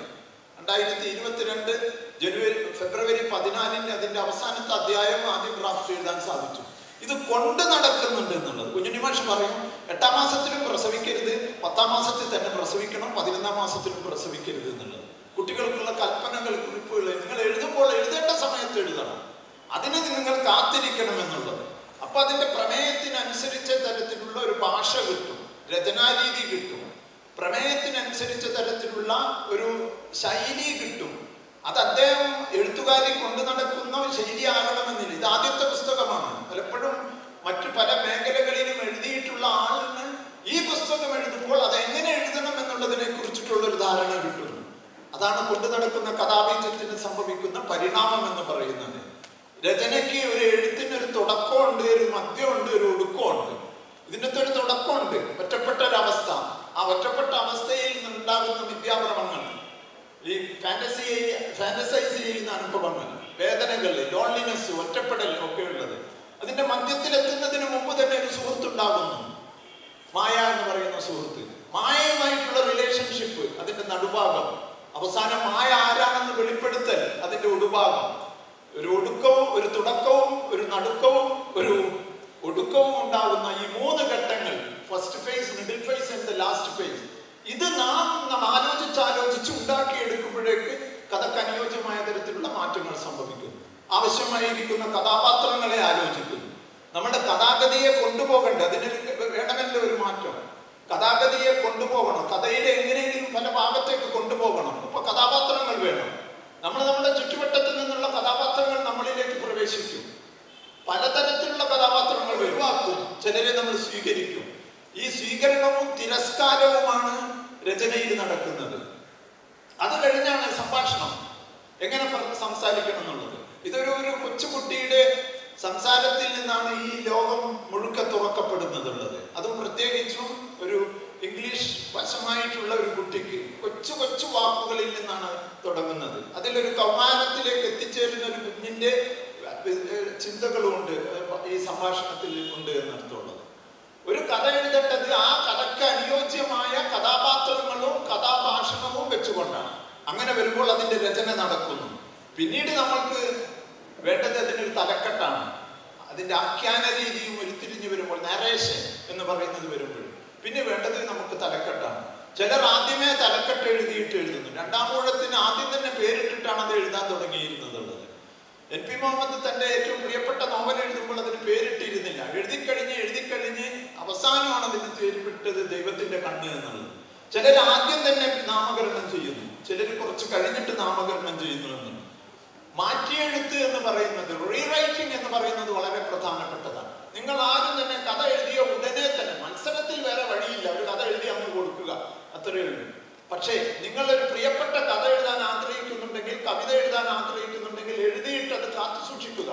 1-2 ദിവസം കഴിഞ്ഞിട്ട് നിങ്ങൾ മാറി നിന്നിട്ട് നിങ്ങൾ അതിൽ നിന്ന് വൈകാരികതയിൽ നിന്ന് മാറി നിന്നിട്ട് അതൊന്ന് മാറ്റി എഴുതി നോക്കുക, റീറൈറ്റിംഗ് നടത്തുക. ആ റീറൈറ്റിംഗ് പലവട്ടം നടത്തുമ്പോഴാണ് അത് ചെത്തി വെടിപ്പാക്കി വരുന്നത്, അതിന് മിനുക്കുപണികൾ നടക്കുന്നത്. ആദ്യം എഴുതിയതിൽ നിന്ന് ചിലപ്പോൾ വളരെ വ്യത്യാസം വരും, പക്ഷെ അത് വ്യത്യാസം അനിവാര്യമായ വ്യത്യാസമാണെന്ന് ചിലപ്പോൾ നിങ്ങൾക്ക് തോന്നും, ചിലപ്പോൾ വലിയ വ്യത്യാസം ഉണ്ടാവുകയില്ല. ആദ്യത്തെ എഴുത്തിൽ തന്നെയാണ് കാരൂർ പൂവമ്പഴം എന്ന് പറയുന്ന നോവൽ ചെറുകഥ എഴുതിയിരിക്കുന്നത്. ഒരൊറ്റ എഴുത്തിന് എഴുതിയതാണ്. അന്ന് അത് അയച്ചു കൊടുക്കുകയും അതിലുണ്ടായ തെറ്റുകൾ അതിൽ തന്നെയാണ്. എന്നാൽ എ പി മുഹമ്മദ് ലോകാവസാനം എന്ന് പറയുന്ന കഥ 10 തവണയിലധികം മാറ്റി എഴുതിയിട്ടുണ്ട്. നിങ്ങൾ ഏതൊരു ക്ലാസ്സിൽ പഠിപ്പിക്കാനുണ്ടായിരുന്ന ഒരു കഥയാണ് അതുള്ളത്. ലോകാവസാനം എന്നുള്ളത് ഒരു കുട്ടി ഒരു അപൂർവ ജീവിയെ കാണുന്ന, ലോകത്തിന്റെ പുറത്തു നിന്ന് വരുന്ന ഒരു അപൂർവ ജീവിയെ കാണുന്ന അവസരം എന്ന് പറഞ്ഞു. ഞാൻ അവസാനിപ്പിക്കട്ടെ. നിങ്ങൾ വായിക്കാനും പരിശീലിക്കണം. You need training for reading. അത് നിങ്ങളുടെ പഠനത്തെയും സഹായിക്കും. മറ്റുള്ളവരുടെ ഭാവനയും അനുഭവവും നിങ്ങൾ സ്വയവത്താക്കും. നമ്മളിപ്പോ ചാരുവിന്റെ എക്സ്പീരിയൻസിനെയാണ് നമ്മളിപ്പോ സ്വീകരിച്ചിരിക്കുന്നത്. സംസ്കാരങ്ങൾ അറിയാൻ അത് സഹായിക്കും. ചെമ്മീൻ വായിക്കുമ്പോൾ പുറക്കാട്ട് കടപ്പുറത്തുള്ള മുക്കുവ കുടുംബങ്ങളുടെ ഒരു സംസ്കാരത്തെ കുറിച്ചാണ് നമ്മൾ പഠിക്കുന്നത്. വായന നമുക്ക് സംസ്കാരങ്ങളുമായിട്ടുള്ള സമ്പർക്കത്തിന് കാരണമാക്കും. It is an interaction between you and a culture, a different culture. ആ കൾച്ചർ പഠിക്കുമ്പോൾ നിങ്ങൾക്ക് ലോകത്തിന്റെ ബഹുസ്വരത, പ്ലൂരാലിറ്റി മനസ്സിലാവും. When you can understand the plurality of the world, you will be loving others. മറ്റുള്ളവരെ സ്നേഹിക്കും, മറ്റു സമുദായക്കാരെ സ്നേഹിക്കും, മറ്റ് കമ്മ്യൂണിറ്റീസിനെ സഹായിക്കും, മറ്റു രാജ്യക്കാരെ സ്നേഹിക്കും. ഈ കൾച്ചർ മനസ്സിലാക്കുന്നതിന് ഏറ്റവും എളുപ്പം സഞ്ചാരത്തെക്കാൾ അപ്പുറം വായനയാണ്. വായന അതുപോലെ തന്നെ അറിവ് നൽകും. വായന വെറും അറിവിന് വേണ്ടി ഉള്ളതല്ല എന്നുള്ളത് കൊണ്ടാണ് ഞാൻ ആദ്യത്തെ 2 ഘടകങ്ങൾ പറഞ്ഞത്. മറ്റുള്ളവരുടെ അനുഭവം, മറ്റുള്ളവരുടെ സംസ്കാരത്തെ തിരിച്ചറിയാൻ സാധിക്കും. അതുപോലെ തന്നെ ഇൻഫർമേഷൻ കിട്ടും. നമ്മൾ പലപ്പോഴും ഇൻഫർമേഷന് വേണ്ടി മാത്രമാണ് വായിക്കുന്നത്. പരീക്ഷയ്ക്ക് വായിക്കുന്നവർ ഇൻഫർമേഷന് വേണ്ടിയാണ്. അതുകൊണ്ടാണ് നിങ്ങൾക്ക് പലപ്പോഴും ചില ആളുകൾക്കെങ്കിലും അത് ഇഷ്ടമില്ലാത്തത്. പണ്ടാറും ഈ പരീക്ഷയ്ക്ക് വായിക്കണം, പഠിക്കണം, റിവിഷൻ നടത്തണം. You are reading it only for the information, sake of the information. നിങ്ങളത് ആസ്വദിച്ച് വായിക്കാൻ പഠിച്ചിട്ടില്ല. ആസ്വദിച്ച് വായിച്ച് പഠിക്കാൻ ശ്രമിക്കുമ്പോൾ നിങ്ങൾക്കത് ഇഷ്ടപ്പെട്ടതായി തീരുമെന്ന് അർത്ഥമുള്ളത്. ആസ്വാദനത്തിന് വേണ്ടി വായിക്കും. ഈ നോവൽ നിങ്ങൾ വായിക്കുന്നത് പരീക്ഷയ്ക്ക് എഴുതാനല്ല. ഈ നോവൽ വായിക്കുന്നത് ഇതിനെ ആസ്വദിക്കാനാണ്. ഈ ആസ്വാദനത്തിന് നമ്മൾ ചെമ്മീൻ വായിക്കുന്നത്, നമ്മൾ ബാല്യകാല സഖി വായിക്കുന്നത്, നമ്മൾ നുപ്പാപ്പാക്കർ ആനണ്ടാർന്ന് വായിക്കുന്നത് ആസ്വാദനത്തിന് വേണ്ടിയാണ്. ആസ്വാദനം നമുക്ക് നല്ല മനസ്സ് നൽകും, റിലീഫ് നൽകും, നല്ല സന്തോഷം നൽകും. സന്തോഷം മറ്റുള്ളവർക്ക് സന്തോഷം കൊടുക്കാൻ സഹായിക്കും. വായന, നല്ല മനസ്സുണ്ടാക്കും. നല്ല മനസ്സ് മറ്റുള്ളവർക്ക് നല്ല മനസ്സുണ്ടാക്കുന്നതിന് കാരണമായി തീരുകയും ചെയ്യും. അതാണ് സന്തോഷമുണ്ടാകുമ്പോൾ ആസ്വാദന വായന എന്ന് പറയുന്നത്. വായിക്കുന്നവരുടെ സർഗശേഷി മനസ്സിലാക്കാൻ സാധിക്കും. ചാരു എങ്ങനെയാണ് ഇത് എഴുതിയിരിക്കുന്നത്? ചാരുവിന്റെ ക്രിയേറ്റിവിറ്റി ട്രൈറ്റ്സ് മനസ്സിലാക്കണമെങ്കിൽ you can read this book. You have to read the book. ഒരു വഴിയുമില്ല, അത് വായിച്ചാലേ മനസ്സിലാവുള്ളൂ. ആ കുട്ടിയുടെ ക്രിയേറ്റിവിറ്റി ട്രൈറ്റ്സ് എന്ന് പറയുന്നത്, മറ്റുള്ളവരുടെ ക്രിയേറ്റിവിറ്റി ട്രൈറ്റ്സ് മനസ്സിലാക്കുമ്പോൾ നമുക്ക് എഴുതാനുള്ള പ്രേരണയാകും. MTA വായിക്കുമ്പോൾ MT എഴുതി വെച്ചിരിക്കുന്നത് നിങ്ങൾ മനസ്സിലാക്കുകയും MTയിൽ നിന്ന് മറ്റൊരാളാകാൻ, ചാരുവാകാൻ, ഹാഫിസാകാൻ, അരുണാകാനുള്ളൊരു യത്നം നടത്തും. നിങ്ങളുടെ വായന നിങ്ങളുടെ രചനാരീതിയെ സമ്പുഷ്ടമാക്കും, സമ്പൂർണമാക്കും. It will be completing your wishes to the writing. ഭാഷയിലുള്ള കഴിവും വരുമെന്നുള്ളത്. ഞാൻ അവസാനിപ്പിക്കട്ടെ. നിങ്ങൾക്ക് 2 കാര്യത്തിൽ ഇത് വളരെ പ്രധാനപ്പെട്ടതാണ് ഈ ദിവസം. ഒന്ന്, എഴുതിയിരിക്കുന്നതിനെ കുറിച്ച് ആലോചിക്കാൻ, എഴുത്തിനെ കുറിച്ച് ആലോചിക്കാൻ. 2, വായനയെ കുറിച്ച് ആലോചിക്കാൻ. 2ഉം പ്രധാനപ്പെട്ടതാണ്. എഴുത്തും വായനയും നേരത്തെ പറഞ്ഞതുപോലെ സാഹിത്യകാരനും സാഹിത്യകാരിയും ആകുവാൻ വേണ്ടി മാത്രമല്ല. നല്ല വായനയുള്ള ആളുകൾ നന്നായി പരീക്ഷ എഴുതും. നല്ല കഥാപുസ്തകങ്ങൾ വായിക്കുന്ന ആളുകൾ ഏത് പാഠപുസ്തകവും കഥാപുസ്തകം പോലെ വായിക്കും. ആ വായനയിൽ നിന്ന് നിങ്ങൾ അതിൻ്റെ അറിവുകൾ സ്വാംശീകരിക്കും. സ്വാംശീകരിക്കുന്നത് നിങ്ങൾ രേഖപ്പെടുത്തി വെക്കും, സൂക്ഷിച്ചു വെക്കും. അത് നിങ്ങൾക്ക് ആവശ്യമുള്ള സമയത്ത് ആവിഷ്കരിക്കാൻ സാധിക്കും. അതാണ് പരീക്ഷ എഴുത്ത്. You are recollecting your readings and you are reflecting on that, or you are remembering on that. ആ റിമെമ്പറിങ് നന്നായി വായിക്കുന്ന ആളുകൾക്ക് ഓർമ്മശക്തിയും കൂടും. എഴുതുന്ന വായിക്കുന്ന രചനകളെ കുറിച്ച് നിങ്ങൾ കുറിപ്പുകൾ ഉണ്ടാക്കി വെക്കണം. എനിക്ക് എൻ്റെ ഉപ്പയും കുഞ്ഞുണ്ണി മാഷ് തന്നിട്ടുള്ള ഒരു വലിയ പാഠമാണത്. എഴുതുന്നതിനെ കുറിച്ച് ഇടയ്ക്ക് എഴുതി വെക്കുക എന്നുള്ളത്. അത് ഓർമ്മശക്തിയെ കൂട്ടും, ഒപ്പം തന്നെ എഴുത്തിനെയും സഹായിക്കും എന്നുള്ളത്. ഇവിടെ എഴുതാനാവുന്ന ഒരു കുട്ടിയെ നമ്മൾ കാണുന്നു. ഈ കുട്ടി എഴുതിയിരിക്കുന്നു. എഴുതിയത് നാം ഇനി വായിക്കുന്നു. നമ്മളെപ്പോലെയുള്ള ആളുകൾ വായിച്ചതിനെ കുറിച്ച് പ്രതികരിക്കുന്നു. ഈ തരത്തിലുള്ള എഴുത്തിന് ആവശ്യമായ പരിശീലനം നിങ്ങളും നേടുകയാണെങ്കിൽ സ്വയം നേടാം, നിങ്ങൾക്ക് മറ്റുള്ളവരിൽ നിന്ന് നേടാം. ശില്പശാലകളിൽ നിന്ന് നേടാം, അല്ലെങ്കിൽ വർക്ക്ഷോപ്പിൽ നിന്ന് നേടാം, ചർച്ചകളിൽ നിന്ന് നേടാം. ജന്മവാസനയല്ല, അത് അക്വയർഡ് ട്രൈറ്റ് ആണ്, അക്വയർഡ് സ്കില്ലാണ് എന്ന് വിചാരിച്ചുകൊണ്ട് തന്നെ ഉണ്ടാക്കിയെടുക്കുകയാണെങ്കിൽ you will be also creating something. And the creative people create something very different. Diverted thinking ആണ് അവർക്കുള്ളത്. ശാസ്ത്രജ്ഞനായാലും ശാസ്ത്രജ്ഞയായാലും എഞ്ചിനീയർ ആയാലും എല്ലാവരും ചെയ്യുന്ന പ്രവൃത്തി തന്നെയാണ് നിങ്ങൾ ചെയ്യുന്നതെങ്കിൽ, doctors for example, if you are doing the same thing that others are doing, നിങ്ങൾക്ക് ഒരു വിലയില്ല. നിങ്ങൾക്ക് പുതുതായി എന്തുണ്ടാക്കാൻ സാധിക്കും. അവിടെയാണ് ആൽബർട്ട് ഷോയിസർ ഉണ്ടാകുന്നത്, അവിടെയാണ് ആക്സൽ ബൊന്തെ ഉണ്ടാകുന്നത്. അതിപ്രശസ്തരായിരിക്കുന്ന 2 ഡോക്ടർമാരുടെ പേരാണ് ഞാൻ പറഞ്ഞിരിക്കുന്നത്. പുതുതായ ഒന്നും ഉണ്ടാക്കാൻ, ടു ക്രിയേറ്റ് സംതിങ് ഡിഫറെന്റ്, പുതുതായ ചിന്ത ഉണ്ടാക്കുവാൻ, ആശയങ്ങളുമായിട്ട് മൽപ്പിടുത്തം നടത്തുവാൻ. Writer fights with ideas and at the same time scientist also fight with ideas. 10,000 പ്രാവശ്യം എത്ര എത്ര എത്ര ബൾബുകൾ പൊട്ടിച്ചിട്ടാണ് അവസാനം എഡിസന് 6000 ചില്ലാനം ഒരു ബൾബിൽ നിന്ന് ഈ വെളിച്ചം കിട്ടിയതെന്ന് നിങ്ങൾക്കറിയാവോ? എക്സ്പെരിമെന്റേഷനാണ്. എഴുത്തുകാരൻ എക്സ്പെരിമെന്റ് ചെയ്തുകൊണ്ടേയിരിക്കും, ശാസ്ത്രജ്ഞരും എക്സ്പെരിമെന്റ് ചെയ്തുകൊണ്ടേയിരിക്കും. പരീക്ഷണങ്ങളിൽ നിന്നാണ് ഇത് കിട്ടുന്നത്. എത്ര ആപ്പിളുകൾ താഴോട്ട് വീണിട്ടുണ്ട്, എന്നാൽ ആപ്പിൾ വീഴുമ്പോൾ ഇത് ഭൂമിയുടെ ആകർഷണ ശക്തിയിൽ നിന്നാണെന്ന് കിട്ടുന്ന ആ ധന്യ മുഹൂർത്തമുണ്ടല്ലോ, ചിന്ത, അത് ആശയവുമായിട്ടുള്ള മത്സരത്തിൽ നിന്ന് കിട്ടുന്നതാണ്. ആ ആശയത്തിന്റെ മത്സരത്തിൽ നിന്ന് വിജയിയായി വരുന്നവരാണ് ശാസ്ത്രജ്ഞരാകുന്നത്, പ്രഗത്ഭരായിരിക്കുന്ന ഡോക്ടർമാരായി മാറുന്നത്, അധ്യാപകരായി മാറുന്നത്, എഴുത്തുകാരായി മാറുന്നത്, സംഗീതജ്ഞരായി മാറുന്നത്. അങ്ങനെയുള്ള ഗണത്തിൽപ്പെടുന്ന, എല്ലാവർക്കും ആകാൻ സാധിക്കുകയില്ലെങ്കിൽ ചിലരെങ്കിലും ആകട്ടെ എന്നുള്ളിടത്ത് നിന്നാണ് ഈ ലോകം പ്രിയപ്പെട്ടതായി തീരുന്നത്, ഈ ലോകം ഏറ്റവും ആകർഷണമായി തീരുന്നത്. ഈ ആകർഷണത്തിന്റെ ദിവസമാണ് നമ്മളിവിടെ നിൽക്കുന്നത്. ചാരുവിന് ഞാൻ ഒരിക്കൽ കൂടി നന്ദി പറഞ്ഞുകൊണ്ട് അവസാനിപ്പിക്കുന്നു. ചാരുവും നിങ്ങളും ഇനിയും എഴുതട്ടെ, വായിക്കട്ടെ. എഴുത്തിന്റെയും വായനയുടെയും ലോകത്ത് പുതുലോകങ്ങൾ കെട്ടിപ്പടുക്കട്ടെ എന്ന് പ്രാർത്ഥിച്ചുകൊണ്ട് അവസാനിപ്പിക്കുന്നു. Creativity, an awakening in our children, the thought that skill and imagination is not here, and pour them out like a sideshow as one such spontaneous overflow of innocent emotions carved into a poetic collection.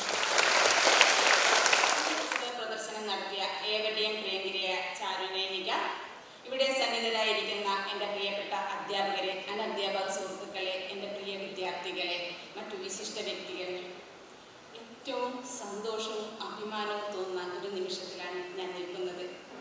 ഒരു കൂട്ടം വിദ്യാർത്ഥികളുടെ സർഗാത്മക സൃഷ്ടിയായ തേൻമിഠായി പ്രകാശനം ചെയ്യപ്പെടുകയാണ്. വായന മരിക്കുന്നു എന്ന് നിലവിളിക്കുന്ന ഒരു കാലഘട്ടത്തിലാണ് നാം ജീവിക്കുന്നത്.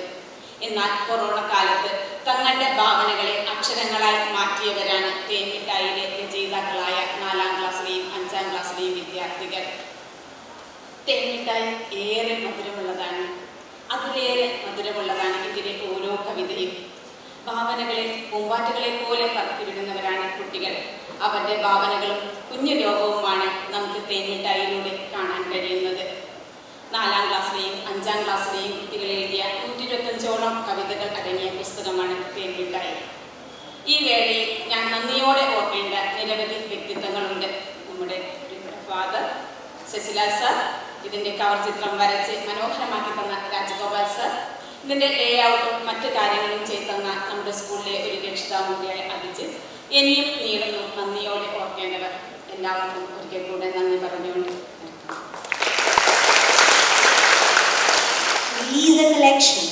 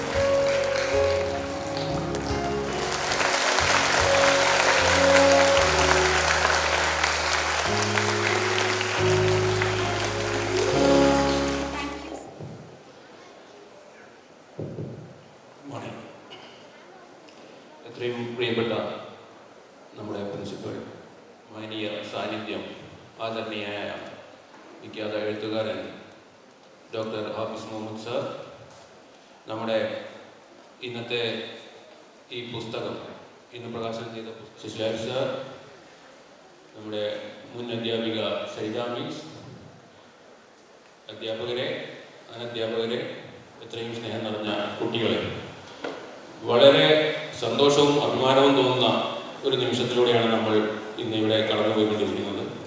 കാരണം നമ്മുടെ സ്കൂളിലെ ഒരു കൊച്ചുകുട്ടി, 5ാം ക്ലാസ്സിൽ പഠിക്കുന്ന നമ്മുടെ സ്വന്തം ചാരുനൈനിക എഴുതിയ ദ അൺനോൺ ഫ്രണ്ട് എന്ന ഒരു ലഘു നോവലിൻ്റെ പ്രകാശനമാണ് ഇവിടെ നടന്നത്. കൂടെ നമ്മുടെ 4ാം ക്ലാസ്സിലെയും 5ാം ക്ലാസ്സിലെയും വിദ്യാർത്ഥികൾ എഴുതിയ തേൻ മിഠായി എന്ന കവിതാ സംഹാരത്തിൻ്റെ പ്രകാശനവും ഇവിടെ നടന്നു. ഒരുപാട് ദുരിതങ്ങൾ അനുഭവിച്ചു കൊണ്ടിരിക്കുന്ന കഴിഞ്ഞുപോയ ഈ 2 വർഷത്തിനിടയിലാണ് ഈ 2 പുസ്തകങ്ങളുടെയും അണിയറ പ്രവർത്തനങ്ങൾ നടന്നത്. നമ്മൾ ഓരോരുത്തരും തന്നെ, നമ്മുടെ യുവത്വവും കുട്ടികളും ഒക്കെ മൊബൈൽ ഫോണിൻ്റെയും കമ്പ്യൂട്ടറിൻ്റെയും ഒക്കെ സ്ക്രീനിന് മുന്നിൽ ചടഞ്ഞുകൂടിയിരിക്കേണ്ട ഒരു സമയത്താണ് വ്യത്യസ്തമായ ഒരു രീതിയിലൂടെ നമുക്കൊക്കെ മാതൃകയും പ്രചോദനവുമായിക്കൊണ്ട് ചാരുനൈനികയും മറ്റു കൂട്ടുകാരും നമുക്കൊക്കെ ഒരു പ്രചോദനമായി മാറി തന്നത്. എന്തു തന്നെയായാലും ഈ ഒരു ഉദ്യമത്തിന് പിന്നിൽ പ്രവർത്തിച്ച എല്ലാവരെയും സിൽവർ അധ്യാപക രക്ഷാ സമിതിയുടെ പേരിൽ അഭിനന്ദിക്കുന്നതോടൊപ്പം ഇനിയും ഒരുപാട് ഉയരങ്ങൾ കീഴടക്കാൻ, ഭാവനയുടെ ഒരുപാട് തലങ്ങളിലേക്ക് വളരാൻ ചാരുനൈനികർക്കും കൂട്ടുകാർക്കും കഴിയട്ടെ എന്ന് സർവേശ്വരനോട് പ്രാർത്ഥിച്ചുകൊണ്ട് നിർത്തുന്നു. നന്ദി, നമസ്കാരം. Honorable Chief Guest, Sri N.P. Hafiz Muhammad, Dr. Arunlal Bageri, beloved Principal, Reverend Dr. Biju John, PTA Vice President, Mr. Abhilash Haibi, R&I Director, Aditi Chatterjee, Coordinators, Shashilal Sir and Sridhari Ma'am, our little prodigy, Charunainika, our Charu, teaching and non-teaching staff, and my dear children. Children are the colors of our lives. They bring in different hues and brightness. From their birth with a cry, to their first tooth, the first step, the first word, the first letter, the first hug, are all overwhelming moments we treasure. Here we are in one such moment, a proud moment for all Silverites, releasing the debut book of a budding author, creating yet another history in Silver Hills. I still remember when Charunainika was in standard 1B of our school. She was a girl with good vocabulary and was very different from the rest of the pack. She was very straightforward and was absolutely no coyness. She had an extraordinary grasp of language, which she has put to excellent use, and had a peculiar way of presenting things. Whenever she narrated an incident from her house with her grandparents, she never pretended, and the language was pure, like water flowing out of mountains. Parenting is not something which you are born with. You learn to become a parent along the way. In the case of this little writer, I would like to congratulate her parents, especially her mother, Miss Anjali. I remember how she came out with a different idea to celebrate Charunainika's birthday. That is, by giving storybooks instead of chocolates to all the children in the class, and that was followed by the other parents. Children, everybody has a creative potential, and from the moment you can express this creative potential, you can start changing the world. Let Charunainika's this venture be an inspiration to all of you to tap your potential. Congratulations, Charu, and all the very best to my children. On her debut work and a journey through words.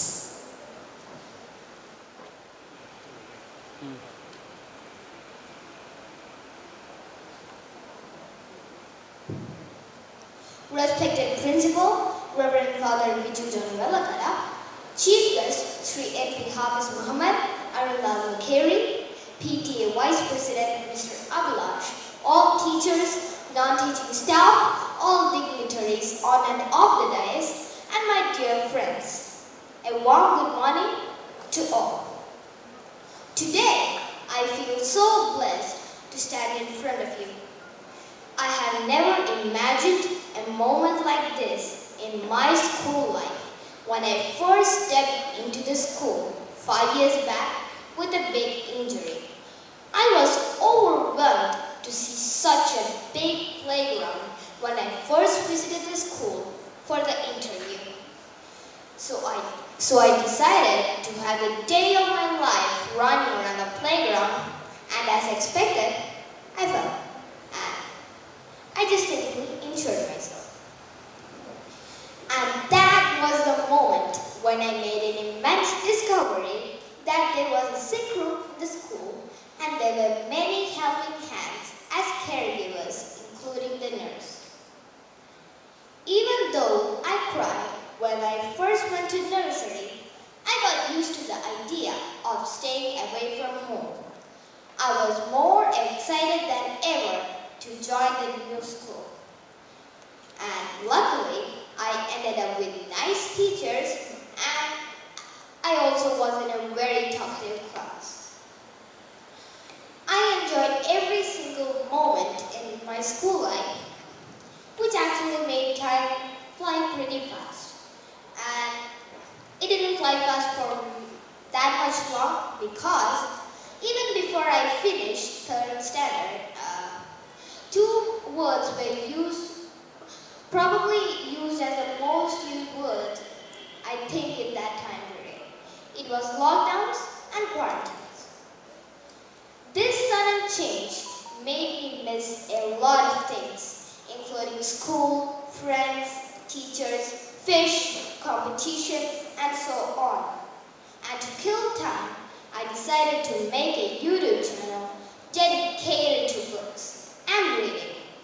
When I decided to review a book named The Elephant, its writer, Australian author Peter Carnevale, reached out to me and recommended me to write a book. And this same time, I was feeling so bored because all the days were same, playing, and it was boring, so I decided to visit that school when no one was here. And when I met Father at that time, he also recommended me to write a book and he will publish it. So I thought that he was joking, of course, and then I understood that he really meant it. So while online classes started, my father gave me his laptop just for a few hours for online classes, and I started writing bits and bits of the story. And while writing the second chapter, I found out that my interest started to intensify. Then I finished the book within a month, and I decided to give the book to someone who inhales and exhales books, and he's right here. And he gave me a green light, which meant yes, and I showed it to Father after building up my confidence. And he also showed me a thumbs up, and after that, I was smothered in appreciation.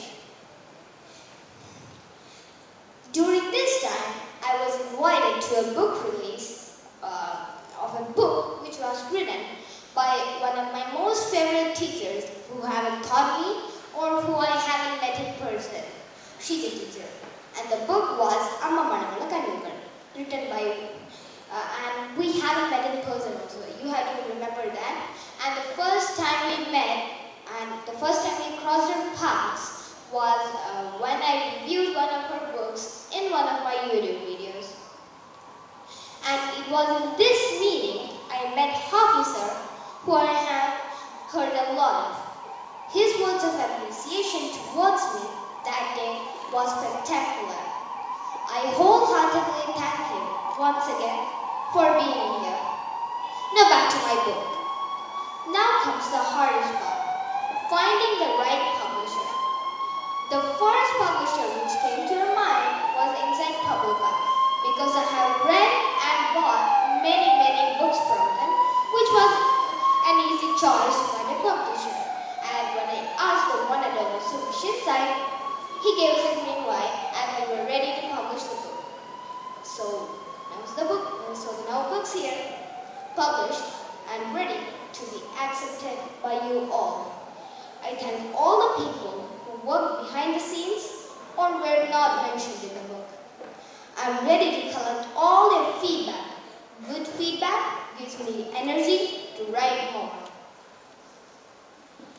I know that there will be many mistakes because I'm just a 5th grader and I'm a kid and everyone makes mistakes. So disclaimers everywhere. If you find something schoolish or something in the school surroundings, then you're probably right because I plagiarized school content. And my sincere apologies for that. First of all, I thank everyone who's come here, spending their precious time here. And I miss a lot of people who aren't here. Let me conclude my words by saying that we all have an inner talent that may not be found today. But I promise, if we find it, our school will be able to support us to nurture our talents. And hoping that you all will find your inner talents. Thank you. We wish you all the best. Let your journey begin today. Into illustrations and words. Charunainika. I request the chief guest of the day, Sri N.P. Hafiz Mohammed.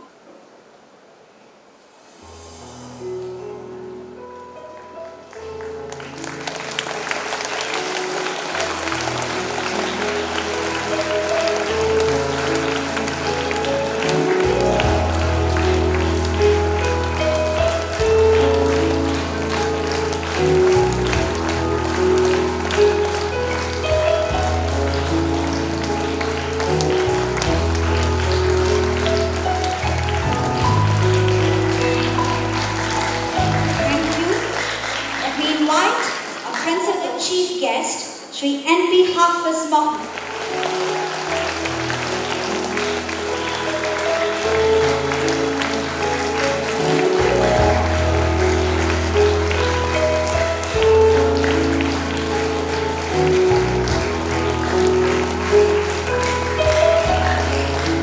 Memories are unforgettable.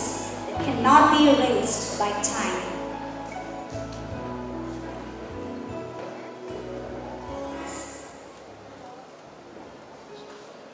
Appreciate the young talents, for our children, teachers, and award the winners.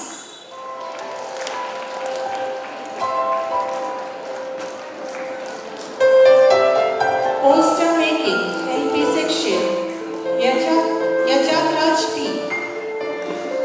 Standard 1. LP section, Ghanshyam Hitesh Gopal, Standard 3.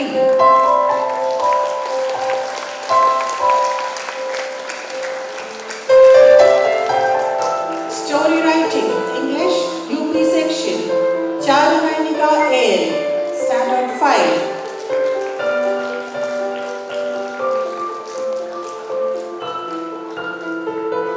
Story writing, Malayalam, UP section, Dia Thomas, Standard 6.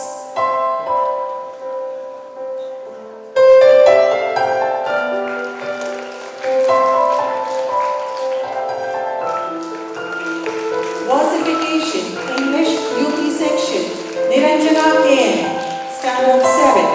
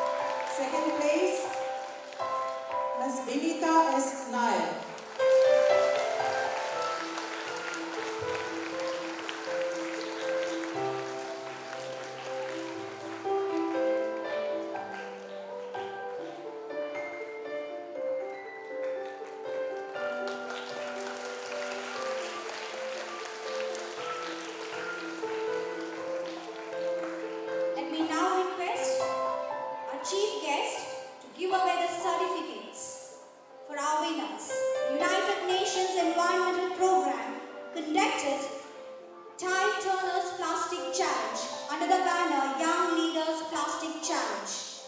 The members participated in our school successfully completed the challenge. The winners are Vamika,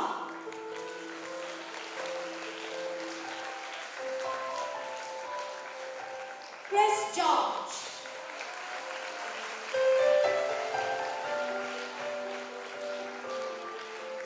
Anita,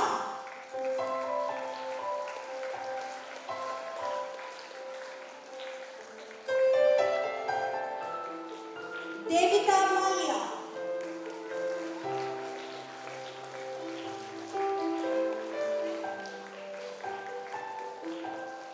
Devamitra Anish,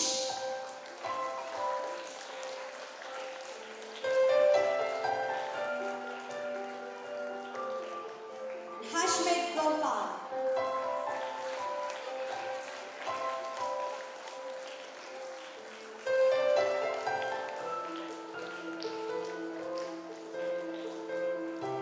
Congratulations, winners. Thank you, dignitaries. Excellent job.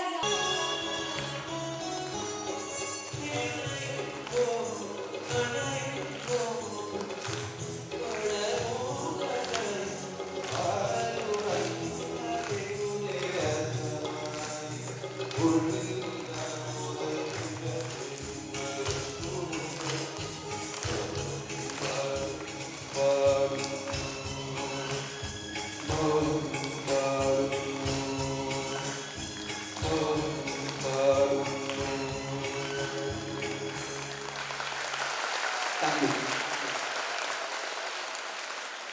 It's an honor to be a part of this wonderful event. To extend my heartfelt gratitude to our esteemed guest, Sri N.P. Hafiz Muhammad, who gave his vital time from his busy schedule to grace this occasion. Your thoughts on creative writing have motivated us, and we are grateful for your valuable presence and guidance. Thank you, sir.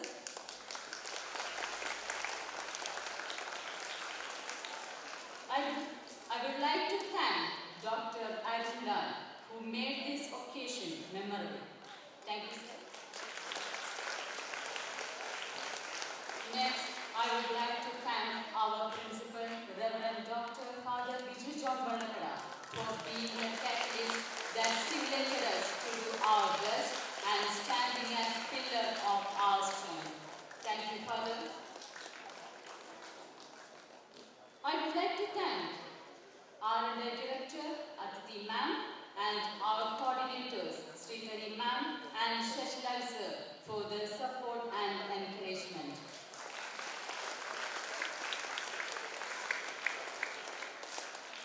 Then I would like to thank our PTA Vice President, Abhilash Sir, for his unfailing support and encouragement.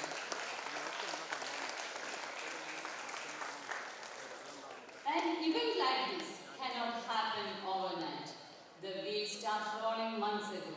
It requires planning, hard work, and perseverance.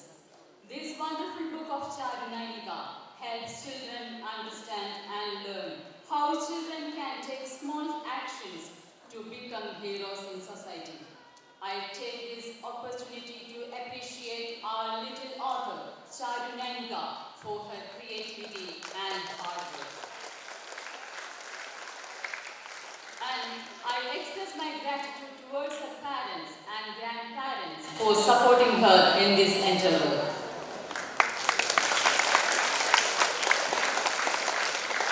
We successfully released the magazine Tiny Tiny, the collection of poems.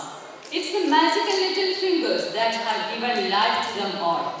Congratulations, my dear little children, and GTVs who guided our children towards this. I would like to express my deep sense of gratitude to the teachers and non-teaching staff for taking great efforts to prepare and organize this function. Our sincere gratitude goes to all parents and well-wishers for your support and encouragement. Without your support, children would not have been able to achieve this excellence. Thank you so much for attending this event. Last but not least, a big thank you to each one of you who made this day memorable for all of us. Thank you all. Writing is an exploration. Thank you, dignitaries, for gracing this function. You all